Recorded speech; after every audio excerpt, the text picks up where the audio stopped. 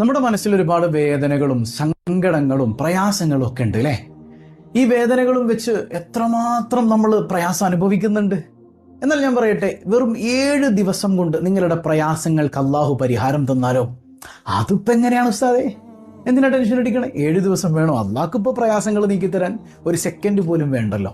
എന്നാൽ ഒരു കാരണവുമായി നമ്മൾ ബന്ധപ്പെട്ടാൽ അള്ളാഹുവിൻ്റെ സ്വാലിഹ്യങ്ങൾ ഒരു മനോഹരമായ ദിക്ർ പഠിപ്പിച്ചു തരുന്നുണ്ട്. 2 വരിയേ ഉള്ളൂ. അത് മഹാനായ അലി ഇബ്നു അബി ത്വാലിബ് റളിയല്ലാഹു അൻഹുവിൽ നിന്ന് റിപ്പോർട്ട് ചെയ്യപ്പെടുന്നതാണ്.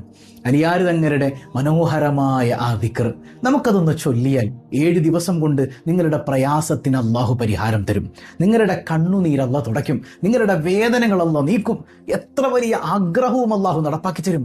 എത്ര മാരകമായ രോഗത്തിന് അടിമയാണ് നിങ്ങളെങ്കിലും ആ രോഗത്തിന് അള്ളാഹു ശമനം തരും. ഏതാണെന്ന് നമുക്ക് പഠിക്കാം. അപ്പോൾ ആ വരി ഏതാണെന്ന് നമുക്കൊന്ന് പഠിക്കാം. ആ 2 വരി വളരെ ചെറിയ വരികളാണ്. ഒന്ന് നോക്കി നിങ്ങൾ. ബിസ്മില്ലാഹിർ റഹ്മാനിർ റഹീം.